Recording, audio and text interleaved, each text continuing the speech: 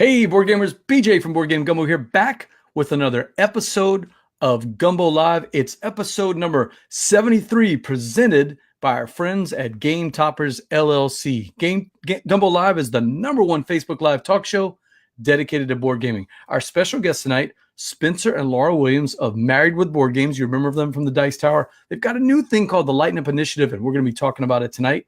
Board Game Gumbo is a proud member of Punchboard Media. Punchboard Media, check out our other fine members like Patrick and Eric in the morning.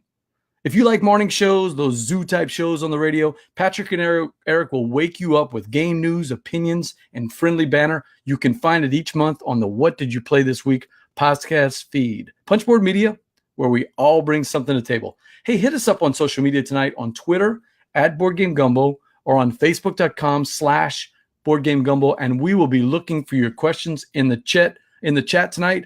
But hey, enough blather. Let's get right to our guests. Spencer is joining us first, and maybe Laura in a little while from Married with Board Games. Spence, welcome to the show. Yes, enough blather. It is. No, she's right here. We have what's called kids, and they do things where it's like they have to go to bed at a certain time, and they can't do it on their own. So Lara had the hard job, and I had the easy job of doing all the technical stuff. So thank you very much for doing all of that. Lara, what's up? A camera for you. Hey. And can you see both of us okay? Oh, yeah. We've got 3 of y'all right now. It's awesome. 3 of us. Oh, there's 3 of us. Perfect. I've got this wide shot right now, so I'm going to fix that in just a little while. But okay. Hey, so Laura, should I scoot over? This one. No, we're all good. I'm going to Okay. mess with it all up here. Okay. So, Okay. Spencer, Can you hear okay? yeah, now we got it perfect. It's working All out. right, we're ready to go. How's it going? Yeah, going great. Hey, so Spencer and Laura, welcome to Gumbo Live. It's a show we're going to be doing. We do all about board games. But what the guests want to know, give us the elevator pitch like a designer would. Who is Spencer and Lara Williams, and what is the Lighten Up Initiative? Who are we? That's a good question. We're figuring that out every day. So for about 2 years, we did something called Married with Board Games. We did reviews about board games from our perspective as a married couple. And that also evolved into Married with Children as well, because there are several people out there who are trying to juggle this hobby along with being parents, Sure. being a married couple, and there are several little facets that entails. And so those are the kinds of things we talk about on our podcast, along with just like mini reviews of things like you're married, you have a budget, and you want games. How does that work? How do those things work together? And just our perspective on those. Of course, everybody's opinion is different, but for some reason, some people wanted to listen to our opinion. So we gave them. Yeager checking in, and he says, Married with Board Games, the best podcast ever. He was talking about it the other day. Well, thank you, Chuck. Thank you very much. Chuck runs the Gateway and Filler Games segment on Facebook. If you guys have ever been on that group, it's a fantastic group if you like that weight or style of games. And he's always talking about you guys. So I'm glad to see Chuck checking in today. Well, thank you, Chuck. That was kind of one of our specialties to talk about, especially for me, because there was a little bit there that I was on Throat Punch Lunch. Yeah. You're to be known forward as Token Punch Lunch. Right, Yeah. Token Punch now. And change that I would talk about, like getting new people into certain kinds of games that fit into the Amerithrash. And so that was right. That would have been right up Chuck's alley, I guess. He probably saw that show or that segment. And but we also liked to talk about because along with being yep, there it is, Chuck. Thanks. Along with being a married couple, you want to find, sure, it's fun playing the 2 of us, but there are only so many 2-player games, and there are only so many games that are actually fun at just 2 players. That's true. Games that have to have like a ghost player or whatever, not fun. And so, finding a good 2-player game where you don't have to have that ghost player is so rewarding, right? Yes, absolutely. So you have to cultivate kind of a gaming group, and sometimes you have to start from scratch. And that might be like pulling in colleagues from work or whatnot that are not into board gaming. And so we like to talk about those games to bring new people into the hobby and cultivate your own little game group. Right. The producer of the show, Steve O'Rourke, is we call him the name father on the Dukes of Dice. He's checking in and says, hey there, BJ. And he also says, welcome Spencer and Laura on this evening's Gumbo. You know, he's going to be listening to you guys because that's what he's going through. His kids are finally at the age where he can get a group of friends together. They're going to be meeting, I think, Stephen, correct me, I think it's Saturday night. They're getting a big game night with a bunch of adults. Cool. How rewarding is that to finally get to do that whenever, you know, you get to spend a little time as a couple with other adults? I love my little kids, but It's very nice. Yeah, that's something to look forward to. Yeah, but on that note, like, kids are great. We love kids, but now that our kids are getting older, and oh, thank you, Stephen. Yes, desserts are wonderful. Desserts, yeah. Game night grub. Yes. you guys are famous for your game night grub. But yeah, when your kids get older, and I got a new job that actually I have to do work at, you know, that's rare. But we just didn't have the time to keep up with, you know, playing games several times and giving them a fair, detailed review. So we stopped doing that. And so there was kind of like this period of time where we weren't actively making any content. But over that period of time, I discovered or noticed this trend of lots of negativity in our hobby, and it's not exclusive to board gaming. But I just thought, hey, we've got a lot of reviewers, we've got a lot of people out there that are, you know, putting their own perspective on games. Why don't we combat some of that negativity with some positive kinds of media? And so that's where the idea came from, I guess, and that's where we're at now. It's Lighten Up. Miklos Fitch and his wife Starla checking in, and they are like you guys. They have a Facebook page called Our Family Plays Games, and it's all about the positive effects of bringing in a diverse audience. Miklos and Starla are a black couple in Houston, and they are the advocates for trying to bring all kinds of people into the gaming. So great to see Miklos checking in, and they're checking out the other married couple. It's us. Sean Jones also checking in, says, good evening. Sean does a lot of demo work with me with the Envoy program. He does a lot of Gen Con with Tasty Minstrel. I love seeing Mr. Sean. So, Mr. Sean, stick around for the Jambalaya. You're going to like this one later on. Awesome.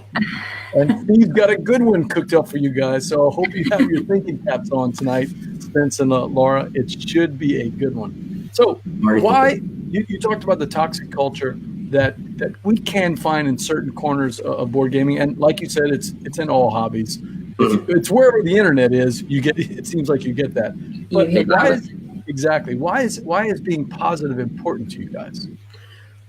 For me, you know, it's not even necessarily not even toxicity, but just, you know, a lack of positivity. Really, it's just when people are only looking at criticism after criticism of that game you like is dumb because it's a horrible theme, or I can't believe you like that game, it's the worst, or, you know, whatever the criticism may be. Or even things like, my Kickstarter didn't ship yet, and all that kind of stuff. Like, even stuff.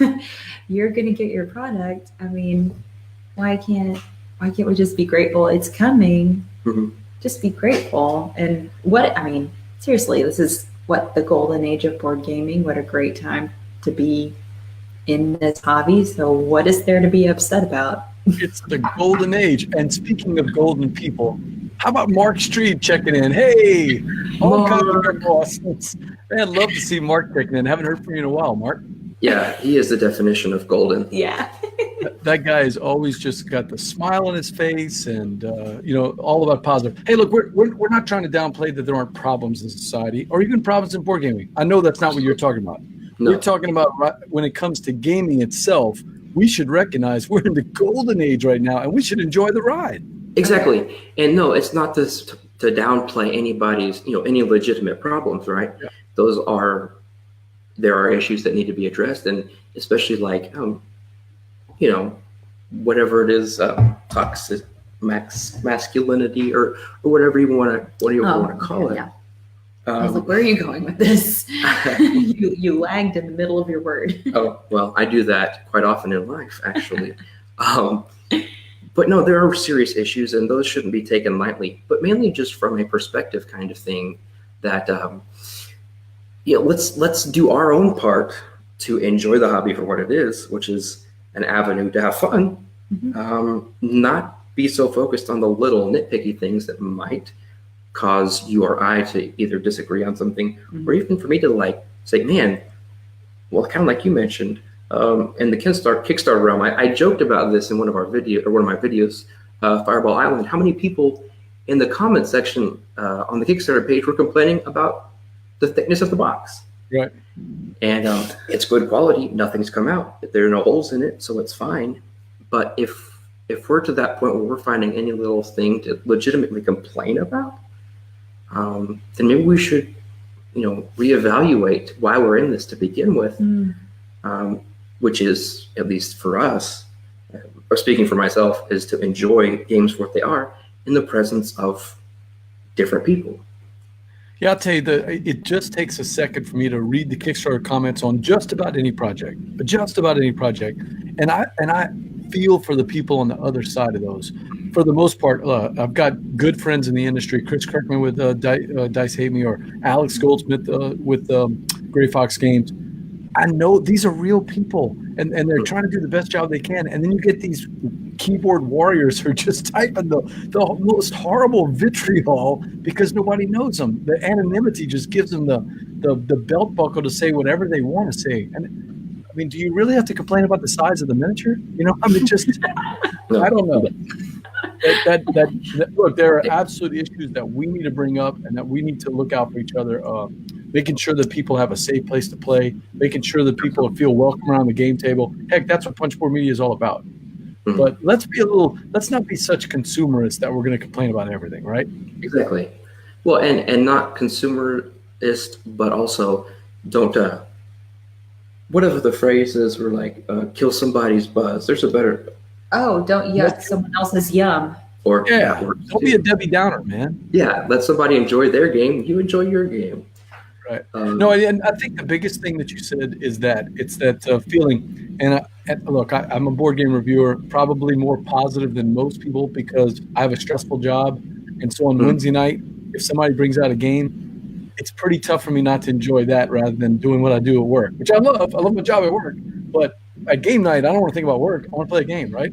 Right. So, but I got to remember that not every game is awesome, and there may be some problems with it. But you don't have to tell people to their face your game sucks. This game is terrible. So we can still have some civility, right? Exactly. I like the way that Stephen O'Rourke has put it of patient positivity.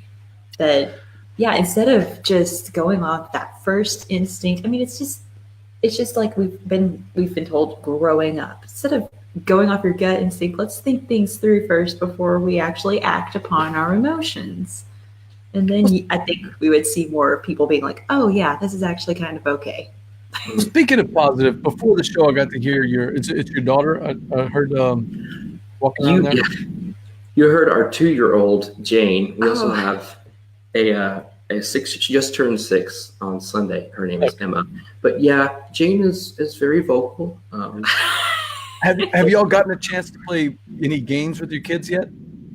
Are they at the age now where they can enjoy games? Yes.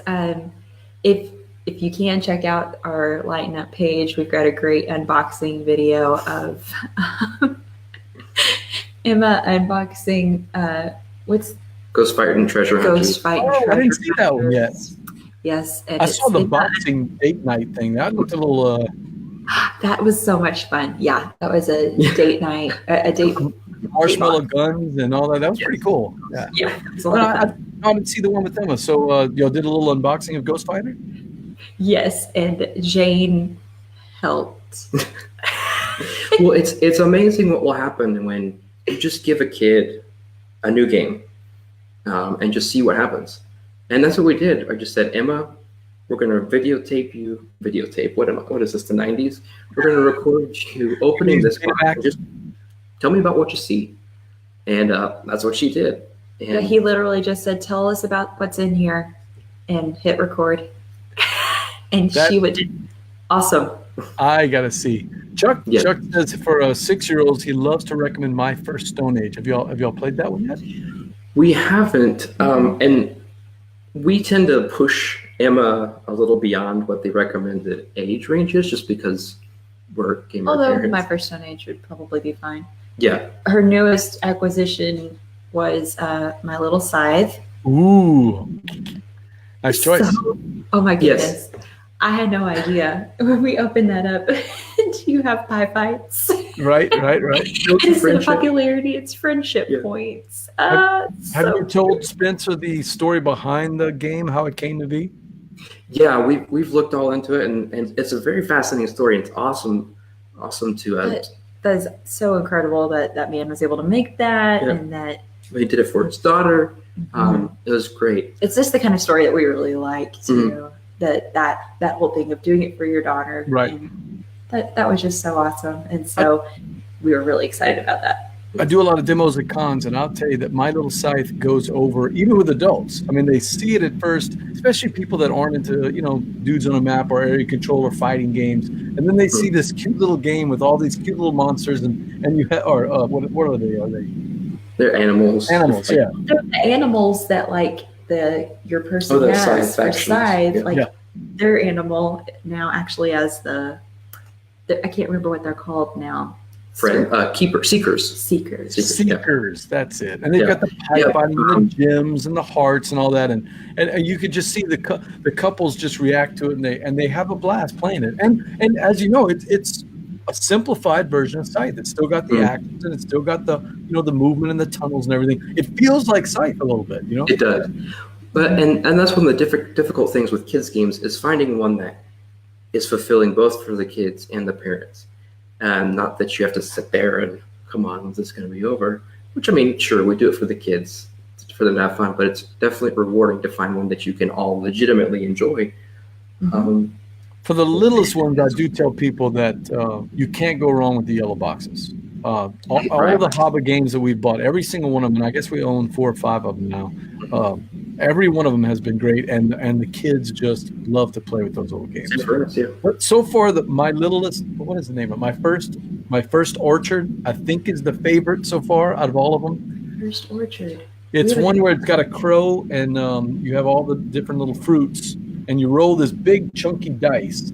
And of course, if you roll an apple or a pear or a 4 different blueberry, you get to put that in the basket. If you roll the crow moves closer to the orchard. So we're all playing cooperatively, but my little Gabby, she loves to be the crow for some reason. She gets excited when the crow wins, and little Evelyn is like, no, we don't want the crow to win. So yes, that sounds like our house too.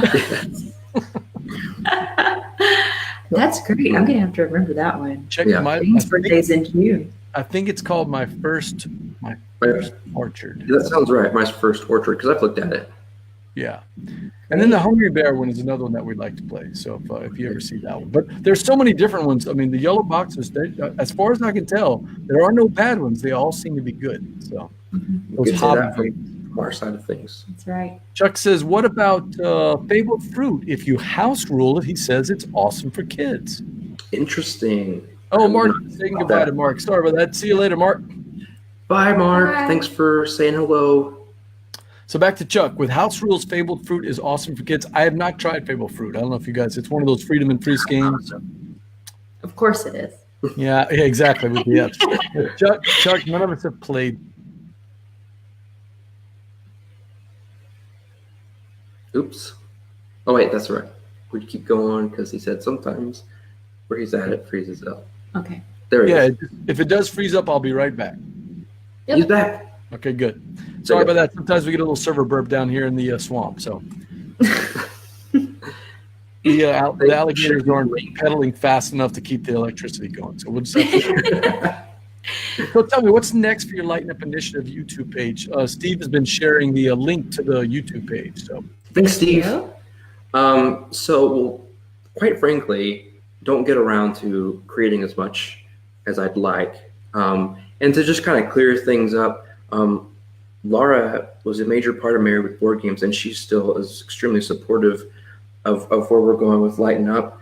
It's kind of a little bit more in my court. However, she still participates in the Married Board Game stuff, and then she's always tried to make her the star of the different videos.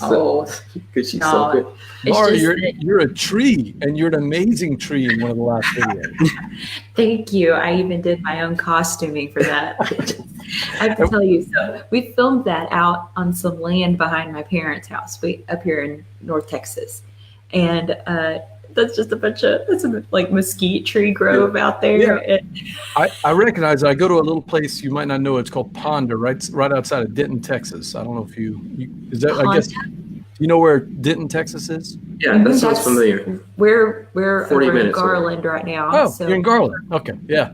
I've been all over that area, but I've got a best friend that lives 5 minutes from North Texas University. So that scene back there was for Haven was very, very familiar to me. So. Okay, yeah. I just looked around and went, "Hey, there's a bunch of leaves here on the ground," and just stuck them in my hair. And I've been all over Fort Worth and all of those different areas. So that's it looked like some familiar areas there. I didn't know that's where you all from up there near Garland. That's neat. Well, we're living here now, and we used to live in a little tiny town called Wichita Falls. Sure, yeah. I'm from the DFW area, and when we married, she drug me up to Wichita Falls. I drug him. But I drove her back down here 8 years later. Mm-hmm. I married a girl from New Orleans, and I brought her to my little hometown, which is the size of Ponder. Little time, 33,583 people. We had one traffic light, no McDonald's, no Walmart. And after 11 years of living there, she was like, you got to get me out of this place, man. You got to get me out. At least where there's a Walmart, right? So Exactly. we moved to a college town, and we've never looked back since. I mean, I wouldn't be as big into board gaming if I had moved to a college town. We played a lot in my little hometown, but, it was a limited market for that. So I like living in the bigger city. Yeah. True. And Miklos, you can't hate Dallas people just because you're from Houston. Come on, man. Okay. I'm not gonna. I used to live in Sugarland, Miklos. Ooh. I used to be in Sugarland, so Sugarland, Katy, Texas, Sugarland, all those little neighborhoods over there. Miklos knows it really well. Kevin says, do you think the nitpicking that we were talking about earlier is a direct result of the golden age of gaming? The standard is so high. There's so many games coming out, thousands and thousands. I'll be honest with you. As a reviewer and as a guy that does a weekly show, I can't keep up with the games. No one can. Every week somebody comes up with a game I've never heard of. Right. Is it good? Is good still good enough when so many games are fighting for my budget? It's an interesting question. It really is. And thank you, Kevin. I don't know if nitpicking is a result of that. I mean, I think people will always find, regardless of the situation, something to be nitpicky about. But I think there is a healthy level of that. You have a budget, and you want to get the very best for your money. Mm-hmm. And I don't think there's anything wrong with doing some research and playing a game before you buy it, or reading reviews, watching reviews. That's what they're for. Exactly. It's true. And so, sure, if you want to find and good those reviewers things, are going to tell you all the little things about like these components and this rule book. But it is great that we are in that age where you can, you do have that to choose from of, okay, this is really bad quality, or this is a really high quality game, but the gameplay is not that good. Mm. So there's this wide spectrum, and sure, you have a lot to consider. And in that regard, you can be nitpicky, but not to the detriment of like completely changing your outlook on the hobby. I also think it's partly social media. Absolutely. It's just fueled by social media. It makes it so easy to do. Get that out there. Yeah, I mean, everybody's a critic, and everybody can fire off a little tweet about how much they hate this game or hate this designer or don't like this mechanic. And I mean, the worst is it's not necessarily them firing that off on their own accord, but replying into a conversation where they're not even a part of, like just popping in to say, "Oh, you like that game? Well, you're a terrible person." That's an extreme example, but or even like you said about like, okay, that's understandable. There are certain mechanics I don't like, I'm not a huge fan of, and that's totally fine. But tearing somebody else down for that, really, that's what we've come to. just say, okay, not my cup of tea, and move on. Mm-hmm. We can do better than that. So I am surprised to find out that you guys are in that DFW area. And the reason I say that is because the video that you shot recently, I've got my guests here, Spencer and Lara from Married with Board Games and the Lighten Up Initiative. And we're talking about a video that you guys just did on Rome from from Ryan Lockett, and I was waiting for it to come up, and it's not coming up real quick. It's a little slow. Rome from Ryan Lockett and Red Raven Games. And in the video, there's Red Raven Games all over the place. And I was like, man, they must be from Salt Lake City or something like that. What's the connection between you guys and Red Raven Games? Are you guys friends with? I take full credit for that. Okay. It's funny. Can we tell the whole story? Yeah, we'll tell the whole We're going to tell you the whole story. I'm ready. Get ready. This is hilarious. Well, okay. I won't. I think it's hilarious. I'll tell you the hilarious part. So it all started. Let's see. A couple years ago for my birthday, I had some birthday money, and I just went crazy in our local game store, Madness Games and Comics, which is an awesome game store here. And playing one game that stood out to me just because of the way it looked was Islebound. Sure. I didn't know anything about the publisher, nothing about the game. I was like, this game looks awesome, so I'm going to get it. And since then, that has been my number one game of all time. Nothing's topped it. Islebound, really? Wow. Yeah. And because of the enjoyment, we've pretty much picked up every Red Raven game since. And I've become... That game is terrible, and you're a terrible person for liking that game. Wait, what was that? No, I see what you did there. That was a callback. I was doing a bit. But no, I love Islebound. I actually have it downstairs. I was checking to see if I had it upstairs, but I don't have it. I have a above and below up here. He's gotten almost all of Ryan's games. Yes. Yeah, we haven't gotten every Red Raven game. Yeah, I think, we have Haven, and we don't have Dingo's Dreams. Okay. We do have Haven. Alf Seeker. But, or Ancient World. That's by Ryan. We don't have that. Right. That's what I'm saying. Gotcha. But yeah, what so attracts you to Islebound? Because out of all of the Red Raven games, to have that one as number one, and this is not a criticism. I'm just curious because when most people talk about Red Raven Games, that's usually not the number one game they like. What is attracting you to Islebound? Like Near and Far, right? Yeah, Near and Far, or Ancient World, or one of the other types of games. City of Iron. We've had a lot of just good experiences playing the game together. Number one, it has stuck with me ever since. But we've had a lot of fun sessions of just the two of us playing the game, and the artwork is kind of peaceful. It is. You're on this archipelago of islands, and it's very pretty. And the thing people who've listened to our podcast have heard this whole spiel before. Go ahead. But the thing that sealed the deal was we pulled up tabletop audio to play some background music, and we found like a by the sea. It's like just some light, kind of slow piano chords, but with you can also hear the wind and like some bells clanging in the background. It just sets the atmosphere so well, and it just every time I think about it, it harkens back to good memories. And all of the games are great. We wouldn't own them if they weren't. Right. So how did we get this relationship with Ryan? Yes. I want to tell this so bad. Okay. So, Spencer's been basically a fanboy of Ryan Lockett. We all are. Shoot, yeah. You realize we're living in Ryan Lockett's world. That's true. Exactly. And he's been like a cheerleader and just. Did you ever reach out to him before? Yes, we had him on our podcast. To talk about space games when we were talking about Empires of the Void. And Empires of the Void. Yep. And then we went to Dice Tower Con last year, and it just happened that for the second year in a row, they printed a U in my name on my name tag. And so I heard someone else say that you could go up to that main check-in counter and get your name tag reprinted. And I went up there to get it done. Of course, the lady looks a little bit annoyed because I think that was just for, fan men. Sorry, Stephen. And that's perfect. But I was sitting there to get my name tag reprinted, and Spencer screamed right by my head and went, "He's here!" And then bam, he was gone.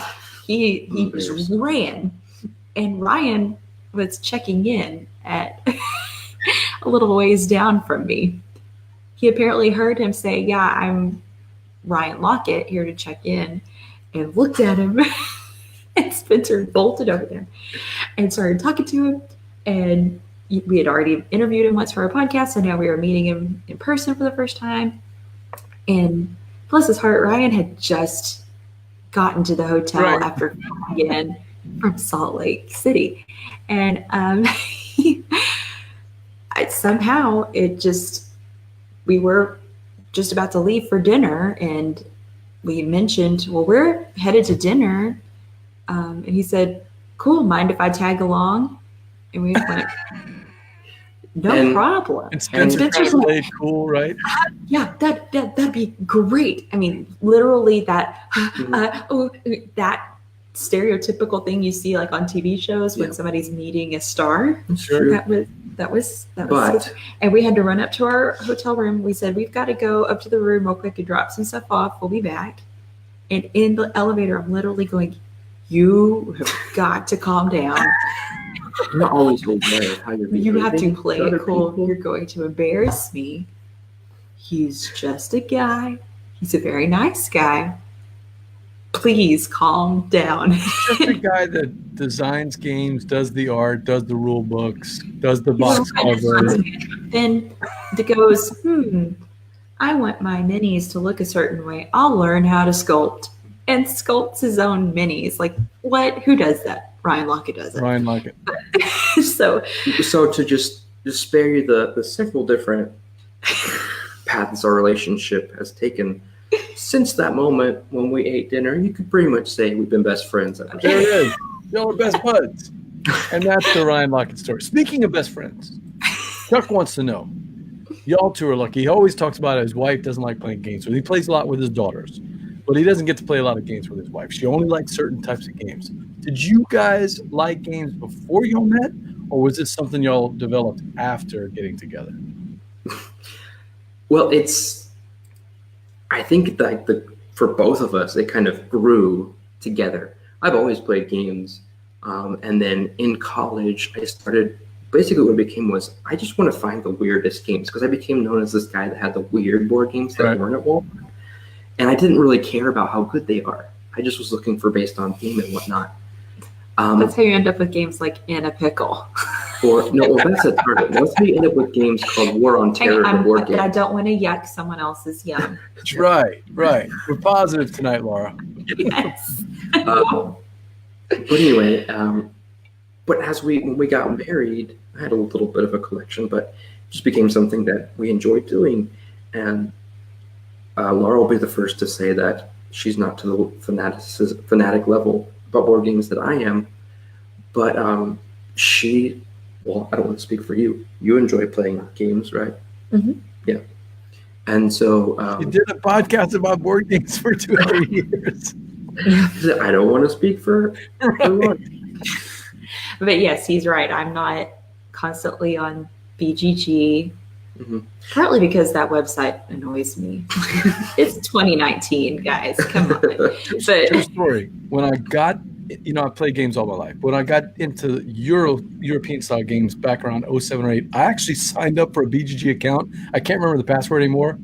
I went on the website and I was like, oh my God, this is the worst website ever. I dropped it.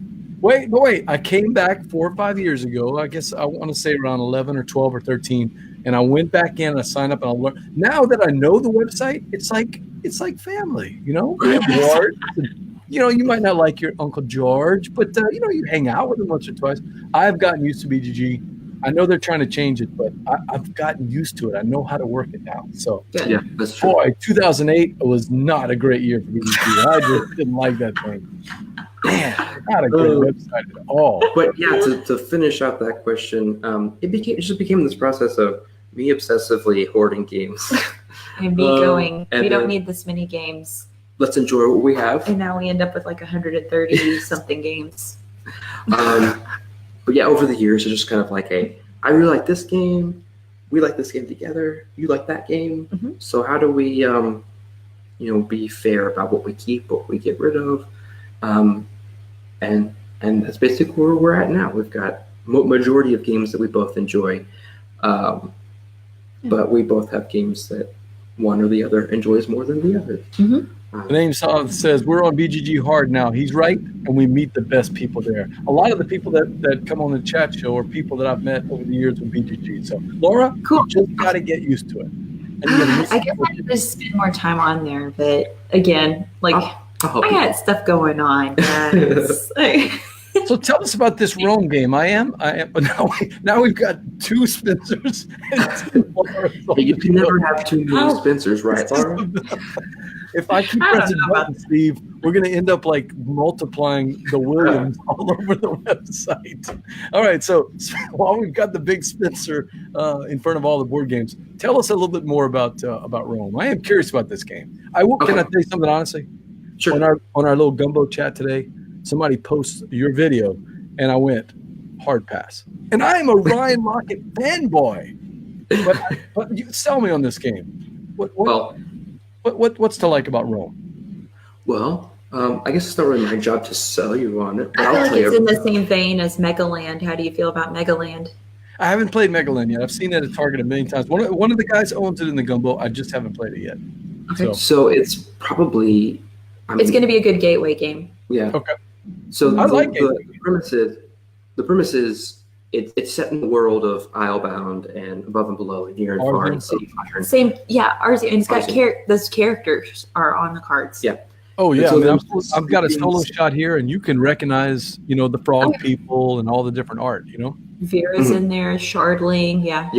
Yeah. And so the story is there's this sleeping sickness that's come across Arzium, and all these characters are roaming across the land and doing bizarre things, and like they're doing crazy stuff in their sleep. It's really funny to read the flavor text. Oh yeah, one of my favorites is something about like shouting mathematical equations. Oh yes. Oh, Stephen. Steve, if you wait a couple of minutes, we're going to be doing the Hollywood Squares pretty soon. Can we do the Brady Bunch? The Brady Bunch, yeah, that's a good one. Yes. Okay. So the way it works is you can see right there you've got a 6x6 grid of these cards. One side is a landscape with squares, and the other side is the character. And so on your turn, you start out with 3 characters that are they have the same shape patterns on them for everybody. So you can see there's like a little L shape of cubes, one that's like a diagonal cube, and one that's one cube with a little blank. Basically what you do is when you use a card, you flip it over and you place the cubes on the map in that formation. From your perspective. Right. That's why it's kind of, you have to be a specific kind of table to play it.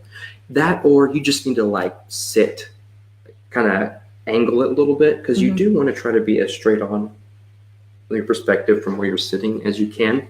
And I thought, well, don't you have to have a square table? But you don't. You can like diamond it. That's what we did the other night on a regular dining table. It's like rectangle. We just kind of like turned it. But that's one of the interesting things is you're placing cubes. Even though Lara and I might play the same card, it goes down on the map in a different way because she's doing it. I'm facing this way, and he's facing that way.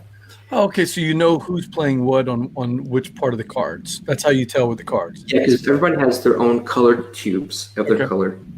And so you put the cubes down in the pattern of the player or the character that you use. And then once one of those cards is completely filled with cubes, 6 on each of them, the character on the back has been found, and you save them. And so you flip it over, and whoever has the most cubes on that card gets to add that character to their team. And you know by the corners that the cubes are on? Is that how you know? Or is it by the colors of the cubes on? So let's say I had 3 cubes on one, Lara had 2, and you had... And you had 1. 1. I get the card because I have the most on there. But we would both get coins. For being on there, for having a presence, for helping in the search. And each of those characters, before you've even claimed it yet, when it's still the map side face up, you can already see the configuration of how the cubes are going to go. And you can also see the point value of what they're going to be worth at the end of the game. So you can kind of like start weighing out where do I want to put my cubes. So what's interesting about this, and to kind of like really explain a little bit better for lack of me explaining it good now. Anyway, erase everything you just said.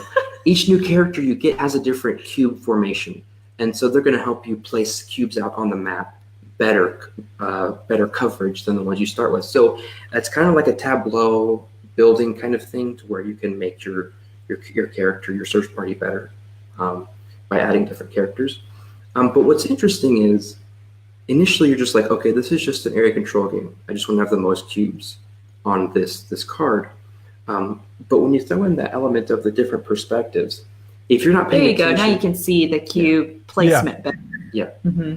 So if you're not really paying close attention to where everyone's doing, if you're just like, okay, I'm going to focus on this one card, I want to get as many cubes on there as I can, as fast as I can, it would be very easy for another player to run away with the exact same thing on another card. And so it's just like, okay, you have a card, then I get a card, then we get a card. We just go around in a circle until one of us has 10 cards, essentially. But what you want to do is not let somebody else get the card. You want to stop everybody else from getting a card. And so you have to try to anticipate what the other player is going to do, which card they're going to play from their perspective, so that you can end up with the card and not them. It makes more sense when I don't talk about it. No, but you're playing the other players. You have to watch what everyone else is doing and kind of anticipate where they're going to go. Yes. It's definitely not one that you can just go off to your own corner and play the game on your own, right? You have to be invested. Lots in of everybody's player doing. interaction. Yes, absolutely. And so what happens is, as you play your characters, you flip them over to show that you've used them. And once you've used them all, at the beginning of your turn, you flip them back over for them all to be available again. So once you've used one, you can't use it till they've all been used. Or you can spend money to wake them up early. And that's another interesting thing of, there's some strategy of, you can pay coins to early refresh, but at what point do they do that? If I wait too long, it's going to cost me more. But yeah, because If you do it too early. Yes, too early. Mhm. I'm telling you, unless you have the game in front of you, it's hard to. He's really good at teaching it. Yeah, if you watch the video, it'll be much more. It's a He's great. like- No, I did watch a video. It's a great video. It's Feels like you got the whole book memorized. I guess what was throwing me off, and now that you've explained it, I kind of understand. It's more along the Megaland versus the near and far, above and below. Even Islebound has those story elements inside Right. Islebound, as you know, the little story cards. But it So just doesn't have that, though. You've got the thematic element of the story itself behind the game, and then the flavor text there on the cards adds a little bit of theme of. The character cards. So when you wake them up, it tells you read what you found them doing. Like somebody was making a stew out of some papers or something. It's bizarre stuff. It's all really weird stuff. Thanks, Brian. But yeah, I'm a little bit. I'm curious now, a little bit more now that you've talked about it, and I do Well, like and- the art. The art's great, but the theme is, so you're using your team of characters to help find more characters. And so the better your team is, better you are at finding more characters. So I guess that's the story element to it. Mhm. But if you're looking for something that's got more of a story like Above and Below or Outbound or Near and Far, this definitely isn't going to have that.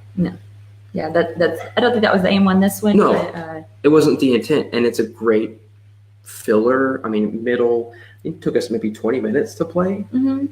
Mhm. So it's light. You could easily teach it, and especially if you can And get it's a beyond, small footprint. yeah, and especially if you can get beyond that initial seemingly simple label of the game, that it's not just placing cubes and trying to have the most. There's way more underneath the surface than that, especially when you have more people. And that is Rome from Red Raven Games, and I think it's out on Kickstarter right now. Isn't that right? Yes, it launched today. BJ from Board Game Gumbo. I've got my guests Spencer and Lara from the Lighten Up Initiative. You know them from Married with Board Games.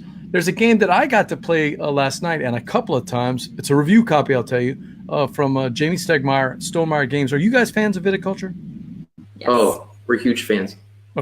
One of the things that, and we're talking about Visit from the Rhine Valley, the new cards that are available for viticulture, the essential edition if you have it. So one of the things that I love about viticulture is I love worker placement games. It's my favorite mechanic. New Bedford is one of my top all-time games because anytime a worker placement game gives me a thematic feeling, I really get excited. And Viticulture shot right up to number 1 as soon as I played it. I was like, this really does feel like you've got a vineyard, and everybody plays the part. We talk about the mamas and the papas and the inheritance and all the other stuff as we're playing. But one of the problems with the game, and it's not necessarily a problem, but one of the things that happens during a game is some gamer, including me, I've done this sometimes, you recognize that you got a hand of cards and a layout of the board that you really don't need to build a vineyard. You can just throw cards for cheap points, and you got to do it quickly, but you can get to 20 points before anybody else gets their engine going. Definitely have seen that. Yeah, okay, so you've seen it. I've done it a couple times. I've won with this strategy. I've lost with this strategy. It's tense, it's fun, it's gaming, it's all that. But one thing it's not is winemaking. It really has nothing to do with a vineyard, right? So out comes these cards, Visit from the Rhine Valley. All of them are strong, but all of them have an emphasis on the actual middle section of the board, the making of the wine, planting grapes, harvesting the grapes, crushing the grapes, and selling the wine.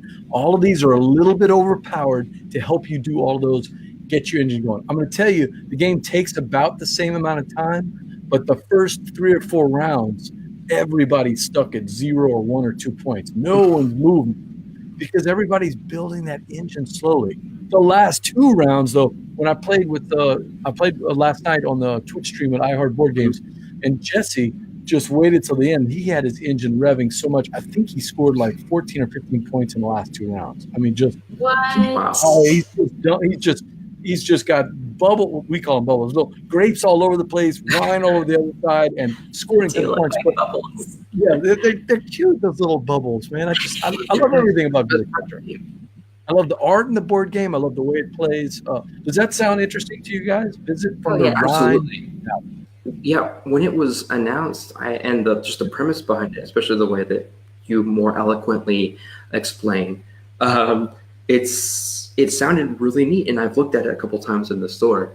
But yeah, because I know there are a couple different expansions you can get, like the Tuscany. Because we do have the Essential Edition. Yeah. There is Tuscany, and I played Tuscany. I was told at Dice Tower Con 2 years ago when I met you guys, it was Trey and his wife, Marianne. They were like, "Oh, you gotta play Tuscany. Viticulture's not great without Tuscany." And I have played it. And I understand it's an amazing game, but I just don't need it. I like the base game. Mm-hmm. It's got everything I like. I like the thematic element of the winemaking. I don't necessarily need cheese and area control and all these other things added to it. I like the simplicity of Viticulture. So there is another set of expansion cards that you might be talking about too, the more card expansions that Uwe Rosenberg has designed. I have not played those yet. I probably need to. Right.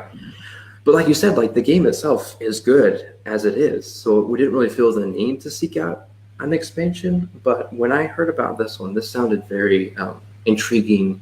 So I think that's one to keep our eye on. Well, and I like the way that you've explained it. That does sound...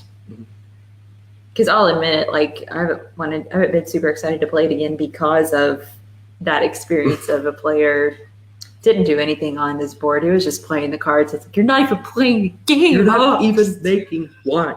I played an entire game. So Marshall was checking in on the chime last night. Sometimes he comes in on the chat, and I was playing with Marshall and teaching him, and I didn't make a single wine bottle the entire game, and I won 20-19 just because I got to 20 before he could. You know, hell, it was so frustrating for him. But I was playing. Now I will tell you this: I was playing it up thematic. I was the buffoon whose grandparents left us this farm, and I don't know why. I don't know what I'm doing. I'm just going to sell my field, and I'm going to go to town and try to gamble my money away. And then I'd come back and I'd buy the field again.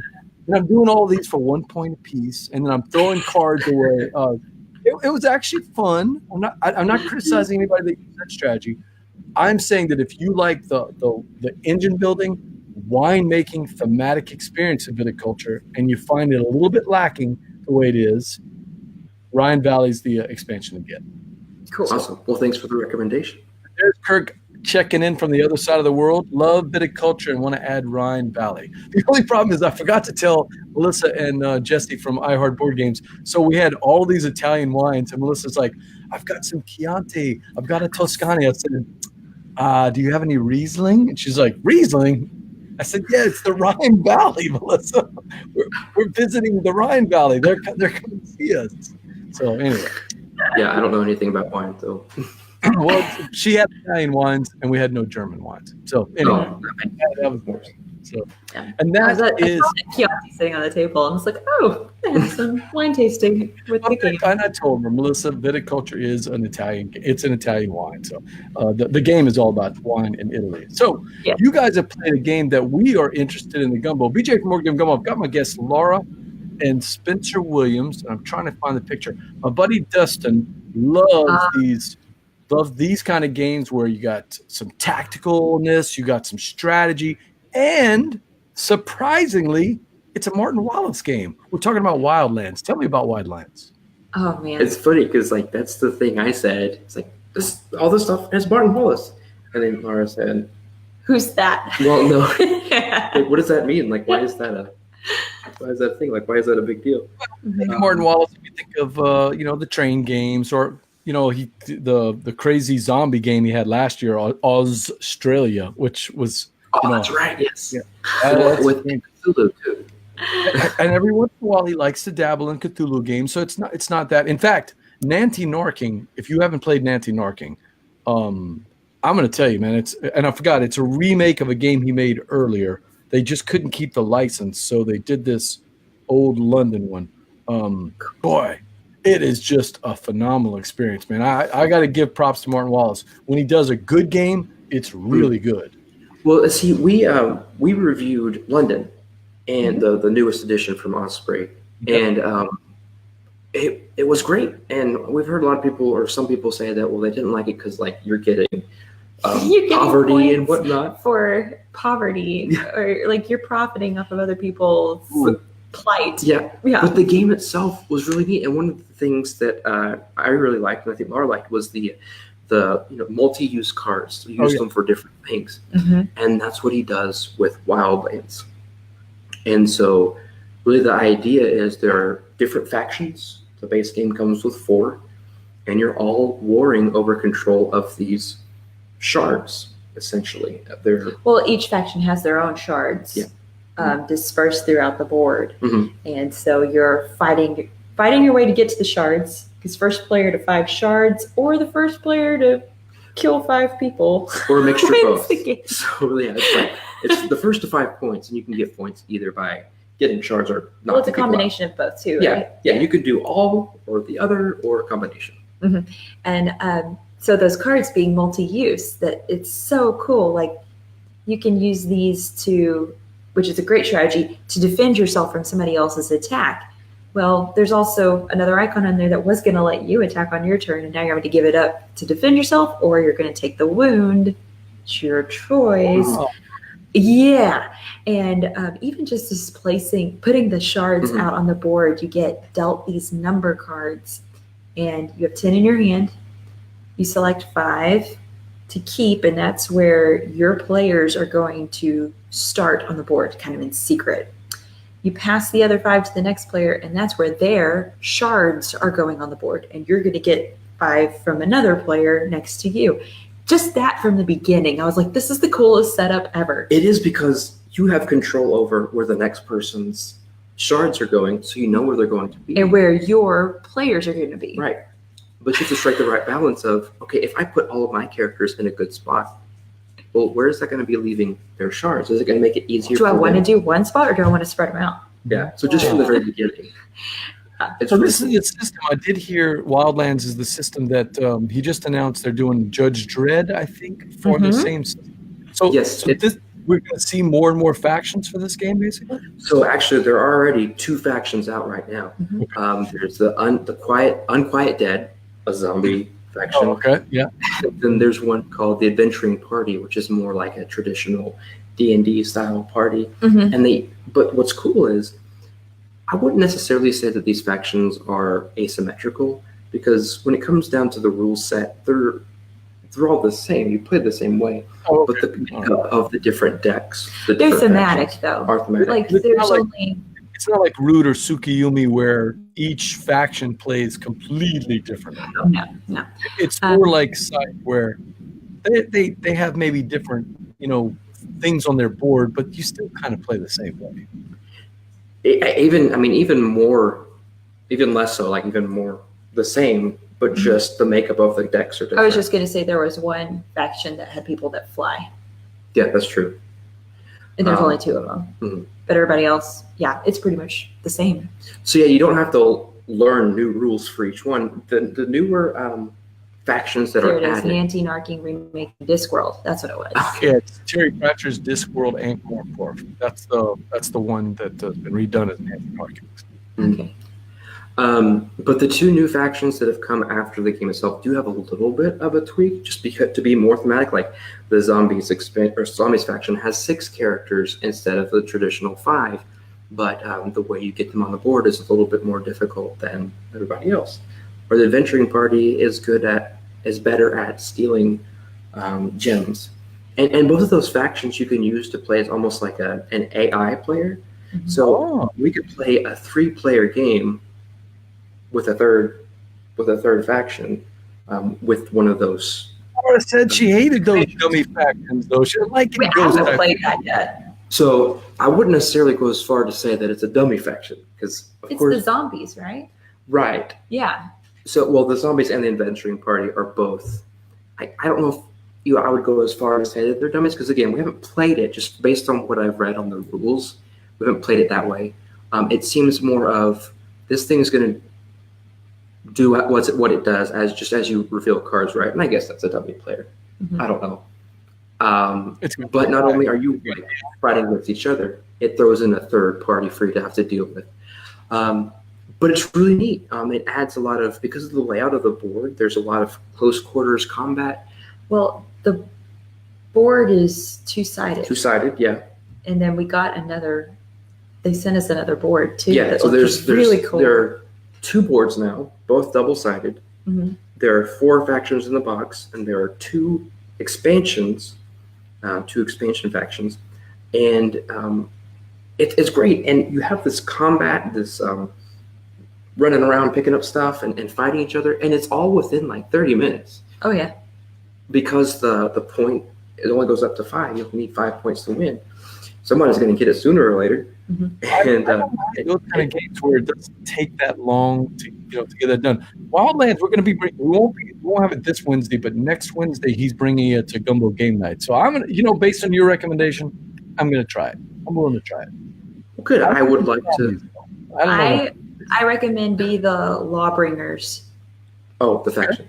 They're really good. Bringers or breakers? What did you say? Bringers. They bring the law. They bring the law. Brought it. Yeah. I like that. Yeah. It's pretty cool. Yeah. Be a Longbringer. I like it. So that is Wildlands by Martin Wallace, and it's Osprey Games that is publishing it. Yeah, and it's funny you mentioned they're doing a Judge Dredd one, which is essentially the same treatment that they gave to the Lost Expedition. They're retheming their games for Judge Dredd. And I don't know why they're going all in on Judge Dredd, but it did spur me on to start reading some Judge Dredd comics just to kind of get some context, and it's pretty interesting. So I saw the terrible movie that came out years ago, but supposedly Carl, what's his name? Carl Urban. Yeah, Carl Urban supposedly redid the movie, and I haven't seen the new version. I like Carl Urban as an actor, so that I would watch just to see him. So I'm curious. Me too. I definitely like to see the movie because the comics are very interesting and not what I expected, but overall entertaining. Judge Dredd. And that is Wildlands from Osprey Games, Martin Wallace, and 2 thumbs up from Spencer. From me. Yep. Yes, definitely. All right. Great quality. The miniatures are great. Overall, a great produced game. Well, Gumbo Live is a board game show. And so if we're going to do a board game show, we got to play a game, right? Okay. Oh, we have to. Yep. All right. DJ from Board Game Gumbo. I've got my guests here, Spencer and Laura. And the last thing we like to do in our show is play a game. One of the games that we do, the name father likes to cook up a little jambalaya. The jambalaya is just a mashup between games out of your collection usually and some kind of hobby or interest. So Steve and I did a little background research. He used to listen to your show. I've seen you guys on the Dice Tower, and I knew that you guys had done some community theater. So I said, hey, let's do a really cool mashup where we're going to try to bring in all those elements. I'm going to tell you a quick one just to kind of show you how it works. For instance, if I said steampunk flights to Mars plus a kitschy theme restaurant chain covered in movie memorabilia, we'd be talking about Mission Red Planet Hollywood. Planet Hollywood, right? It might take me a couple minutes to put all that together. Oh, yeah. But I see what you got there. See how you Don't got take there. too long because the chat crew will be jumping in on you. But so you're competing against them, and they're going to be they're a little bit behind with the lag, so you've got a little head start on it. But that's a sample one. Mission Red Planet Hollywood. Now some of them are really bad puns, so they're not all true mashups. Some are actually like bad puns. If you like them, then they're probably Steve's clues. If you don't like them, they're probably mine. So, Okay. all right. So let's go with an easy one. What if you guys ready to play? You have any questions about Jambalaya? Right. All right. Works. Are you ready? Ready, Lara? Yes. Okay. Good. Yeah. What if Keanu Reeves started out as an undercover surfer dude, but later in the game turned into a fighter? What game would we be talking about? Oh my gosh. An under. He What's starts the first out as an undercover surfer dude, and then later in the game, all of a sudden he changes into a firefighter. What game are we talking about? Something. Do you know the movie that Steve's referring to? I don't know the name of that movie. Uh-oh. I think the game is Flashpoint. Ooh, Steve, they're going the other way. They got the game first, okay? To be honest, I'm not as well versed in pop culture as others might be. So This is going to be a long Jambalaya game. Well, as long as they're not all Keanu Reeves movies. good point. I don't know. Oh, Jesse Sejule's got it. Jesse from My Hard Board Games. That's the guy I was playing with last night in Baton Rouge. Point Break. Thanks again for the thing. Oh, actually, wait, I'm wrong. Ninja's got it first. Jeremy Davis, the Game Geek Ninja. Flash. Nice. Hey, Jeremy. Nice. Oh, Kevin, they're all jumping on it. Look at this. They're all getting it. Flashpoint, Point Break. It's easy when you have like Google and you say Keanu Reeves. They're not cheating, right? They know. They know Point I'm Break. trying to make myself feel better. Stop that. So Chuck watched the show a lot, and he always complains that he never gets the guesses. It's the first time ever he got the right guess. Way to go, Chuck! Are you a big Keanu Reeves fan? I wouldn't have expected that. So, all right, are we ready? Let's see. We got them. I got this one. Oh man, Steve, I practiced it last night, and now I'm trying to remember the tune. I'm gonna have to come back to it, Steve, because I gotta try to get the tune in my head. I know, Steve. You like to do this game. Is there a song clue? He makes me sing for some of these clues just to get it down. We want to hear it. There's an alley right beside you. There's Cthulhu right behind you. What to do? Just grab onto some. Mythos Tales. Duck Mythos Tales. Oh, they're close, Steve. They're close. They just got to put it right. Mythos DuckTales. She's got it. She's got it. Tell me it was the bad singing that gave you the clue. Oh man. So obviously you guys have seen it. Yeah, I'm just glad we've watched the recent DuckTales. Otherwise, Oh, I would have gotten the song, but yeah, we did watch like the most recent just because David Tennant is on it. Are you admitting to cheating, Kevin? He says, I don't Google the answers, I use Bing. No. Don't use any of those. If the guests or not, you're going to play it straight, Kevin. Bing is still a thing. it is. All right, Ninja. Thank you. I know you love it when I sing, Ninja. So we'll get that down. All right, here we go. You ready with the next one? Yep. Designed by Market it was. Oh. Above or near? No. Short time it takes.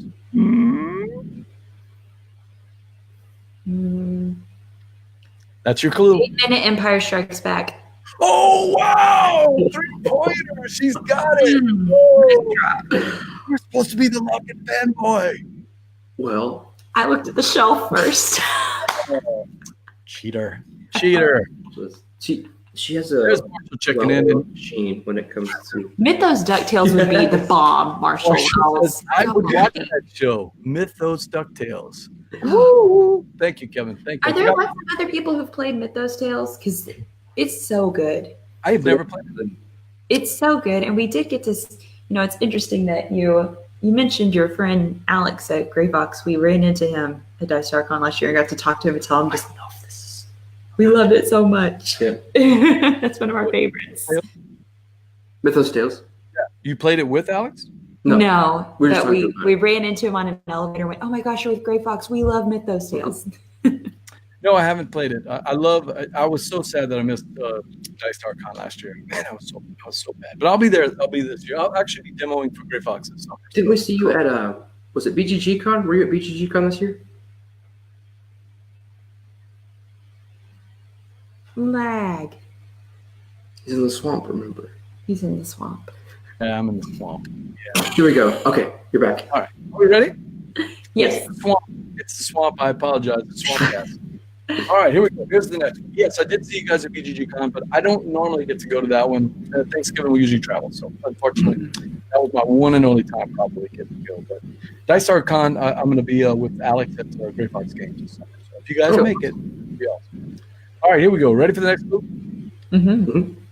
Nick Nolte, Barbara Streisand, Family Pain, Psychiatry. You're killing me, Steve. Romance. And a small box game with Cthulhu.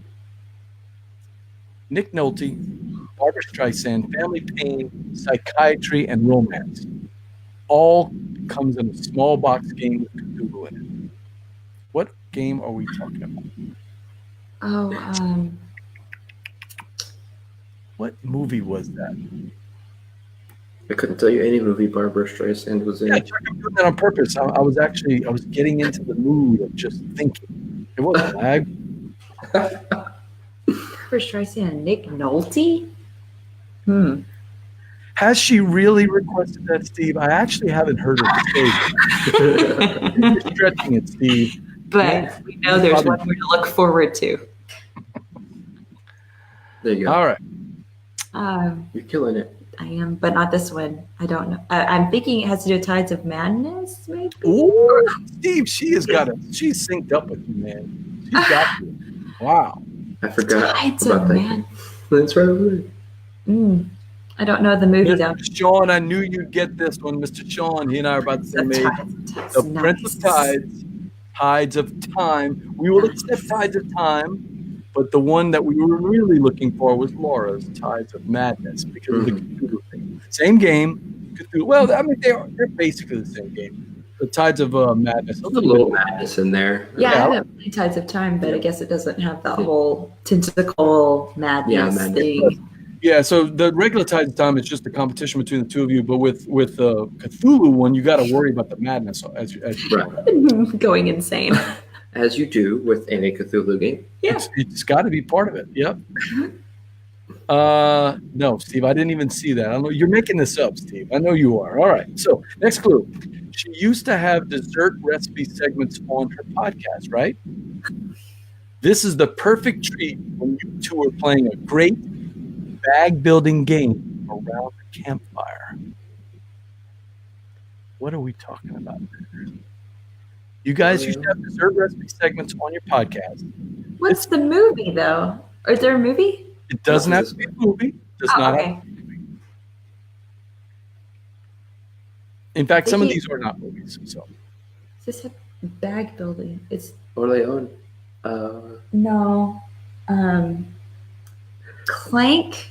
A great bag building game around the campfire. Ooh, I think the chat is going to steal this one. I'm doing really bad at this game. I think they're going to steal it. I knew it. Kevin's got it. Oh, sometimes I can tell when Kevin's thinking. I can actually hear it all the way from here. Wow. S'morleons. Oh my gosh. That is so good. Oh my gosh. That's why we call him the Name Father. That's why we call him the Name Father. He is.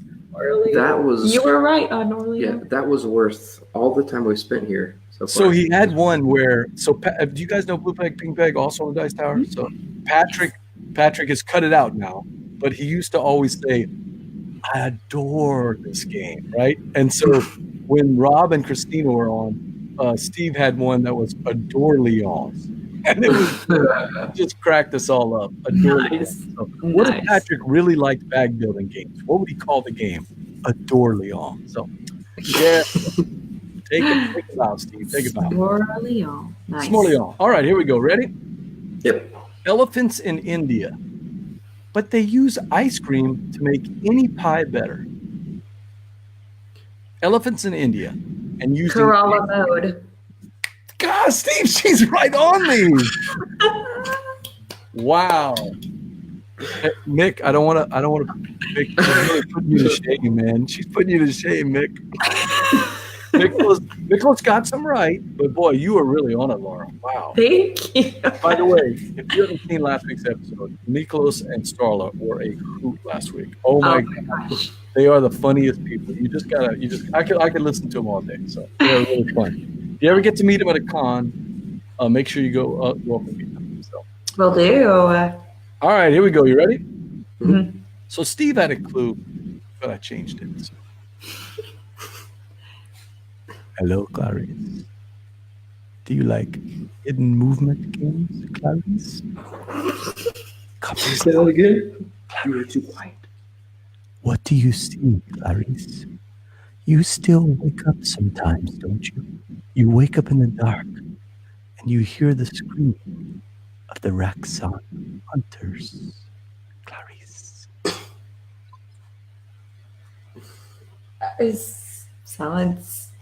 Sounds of Spectre Ops is all I can think of. She's close. She's close.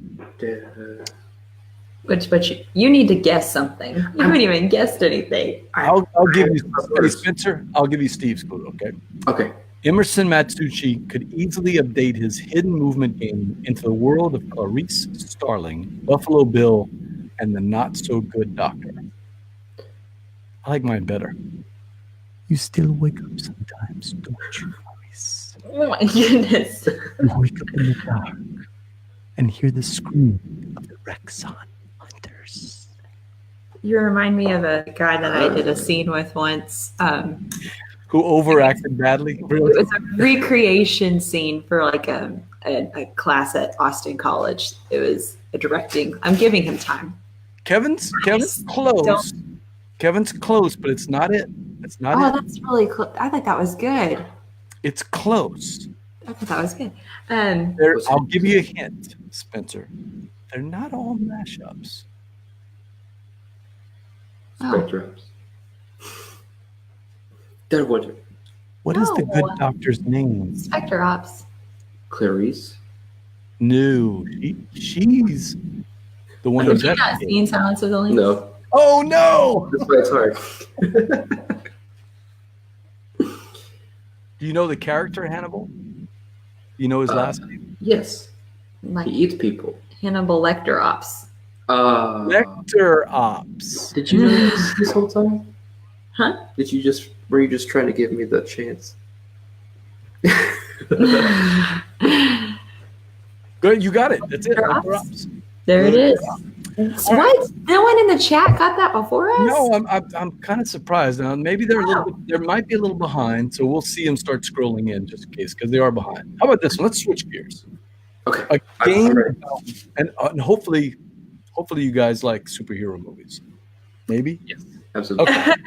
We used to have it in our old house in Wichita Falls. Like the game room was totally Batman. All right, here we go then. Hopefully you like this one then. A game about which apprentice will become the next master painter and perhaps the Black Panther.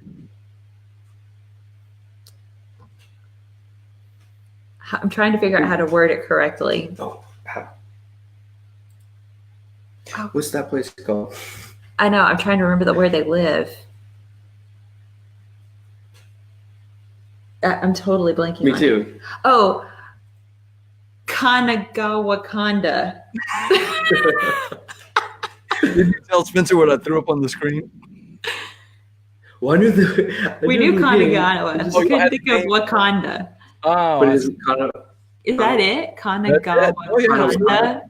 God, that was teamwork. Teamwork on that one. Kanagawa Kanda. It's very nice, very nice. We only got a few left, so let's roll through them. That's a good one. I like that one. a classic co-op game mashed up with the best-selling album by the artist formerly known as Azathoth.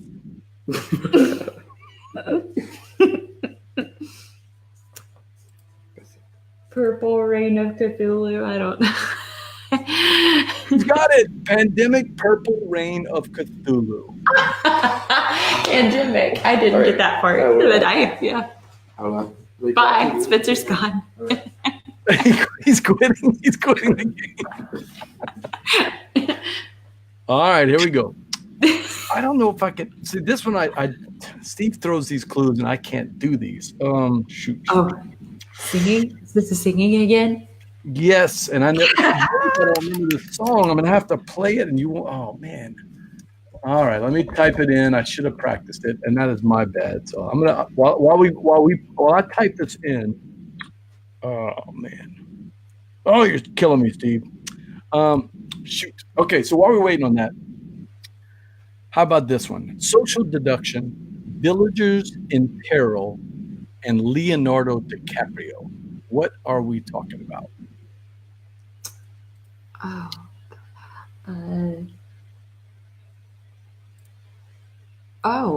Wait, Leonardo DiCaprio. I know the game. I'm trying to think of which movie. Oh, I cannot remember the song. Leonardo DiCaprio. You know the game, right? Werewolf Titanic. What? Now that would be a game right there. Social Deduction on the Titanic. It would be a fun game, that's for sure. Who's the guy that's like hiding himself? Werewolf of Wall Street. One Night Ultimate Werewolf of Wall Street. I'll give it to you. That's good. That's a good one. Unfortunately we always just call it werewolf, but but yes, you're right. One Night Ultimate. Oh, Steve, I'm not going to get this. So I'll say the word. So you got that one right. It's One Night Ultimate Werewolf of Wall Street. I'm going to give him the one that he wants, but I just can't sing it. I just can't remember the tune. I apologize, but this is what he wrote. But it's the great old one who really drives you insane. That's not going to work on Steve. What song is it? That's going to be tough. God, Steve, I just can't remember. Is this from Rocky Horror? Yeah, it is. It really drives you insane. Time Warp. The Time Warp? Is that the song? Time Warp? Yeah. Let's do the Time Warp again. Oh, and what's the first part of the clue? But it's the great old one who really drives you insane. And that's sung by, I don't think it has to do with. We keep looking at the shelf. I accuse you of being the iceberg. I like that. It's a jump to the left. Someone is secretly the iceberg in Werewolf Titanic. So Sean wrote the song. It's the Time Warp Dance. What game are we talking about? Time.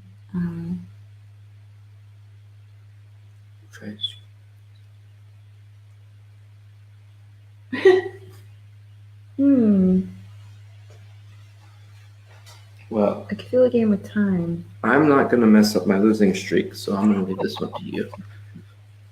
That's not pressure at all. Yeah, this one I think we're going to have to call it. It's really my fault because I didn't do it. So what he's looking for is the Eldritch or Arkham Horror Picture Show. That's great. Yeah. That is so good. It's good, but I botched it. I did not even think about that. I mean, horror is in the title right behind us. All right. Well, let's be fair. You should have gone with the opening song of the show instead of the Time Warp. Yeah. All right, so let's go with the last one. Here we go. The last one. And Steve, this one's special for Steve because he doesn't know I threw it in here before the show started. Ooh. Yes. He can guess too. Let's see if you guys figure it out. All right, are we ready? Yeah. Do you really want to crush grapes? Yes. Do you really want to make some wine? Do you really want to crush grapes? Do you really want to make some wine? That's all you got. I'm running out of voice. Okay. It's I know it's Boy George. I can't remember the name of the group he was singing with. All right, Steve, can you get this one before they do? Let's see. She's all over it. Boy George was part of. Oh, what was the name of the group he sang with? I don't know who that is. See what I have to work with? Bit of Culture Club. Culture Club. Yes. And Steve is the winner. He got it before Ninja and Sean Jones. It was close, but Steve Aurora got it. Have you heard? Good one. Spencer? No. No. What was the other big song they had? Karma, Karma, Karma, Karma, Karma, Karma. I know the song. Oh, okay, good. And that's the only words of the song that I know. And that is how you play the Jambalaya game. No. Okay. And that's the awesome. Jambalaya game. Well, you guys did great. I see the Williams names all over this winning sheet. Very nice. I'm trying to be nice. Give her the credit. I give credit where it's due. You know how you said earlier we play games to have fun and socialize with people? Not me. I play games to win. And that. Yeah. Steve says Lara for the win. She got most of them. And Chuck was close on. Chuck was about to get Viticulture Club. So I thought Steve never gets to play, so I thought I'd throw one clue in there for Steve to do that. Awesome. And that is the Jambalaya game. All right, board gamers, that's it for another episode of Gumbo Live. I want to thank my guests, Spencer and Lara, for coming in from Married with Board Games and their newest project, the Lighten Up Initiative. Go check it out on YouTube. How can people reach you if they have questions? Well, social media. Several ways. On Twitter, the account is at hey_lighten up. Like you're saying, hey, lighten up. Mm-hmm. Facebook, I have to explain it. Facebook is Facebook Lighten Up Initiative on Facebook, Lighten Up Initiative on YouTube. And if you want to send an email, you can send it to lightenupinitiative@gmail.com. Nice and easy. What any con travel at all this year? Not this year. Not in the cards for foreseeable this year. future. No, not right now. BGG is in your backyard. It is. We're keeping that door open. Usually when we go there, it's to work for somebody. So That's I love working I love volunteering for different companies. So I was working for Cosmos at BGG when I was there. That's right. Our good friend Tom. Yep, Tom Wetzel, who was on the show a couple of weeks ago, had a good time. Yeah, Awesome guy. did you get one of the exit hats? I haven't. Oh no, it's downstairs. I did. Oh, so Me, jealous. Jesus and Tom all got one for working the booth, and I love that hat. I wear that hat all the time. Little exit trucker hat. It's a good hat. I've got a million hats, so when I see you guys in the next con, it's yours. Yay! Thank you. Well, we will accept. Yeah. We will not turn you down. All right, make sure to like our Facebook page, facebook.com/BoardGameGumbo. It helps us to get the word out about all of our upcoming guests and shows, including next week we're off because of the Easter break, but Dr. Steve Finn from Dr. Finn's Games is coming in to talk about Cosmic Run, his newest expansion, Mission Mining Colony. And that Thursday we have a special episode. Elizabeth Hargrave, the designer Wingspan, is coming in to talk about what is probably the hottest game on the planet right now. So, Oh wow, We just played that last week. we did. we could have talked about it. I love Wingspan. See, I thought about it, but then everybody's talking about Wingspan. Oh. Let's talk about us. And we talked about Rocky Horror Picture Show instead. There you go. Everybody's zagging. We talked about Rocky Horror Picture And Show Point Break. and Point Break. And Keanu Reeves. We got a Keanu Reeves. We kept a running tally of how many things Spencer is not aware of. We did get to talk about Ryan Lockett, so Spence, don't be too There jealous. you go. A lot of That's Ryan my Lockett talk. I even threw in a Ryan Lockett game in there for you. So we were trying to please you. Miklos says, come down to Houston. You got the short drive down I-35, right? No, is that 45. 45. Yeah, 45. 35 takes you to Austin, right? Yeah. Yes. I'm BJ from Board Game Gumbo, and until next time, Spencer and Laura, laissez le bon temps rouler. Same to you. Right back at you.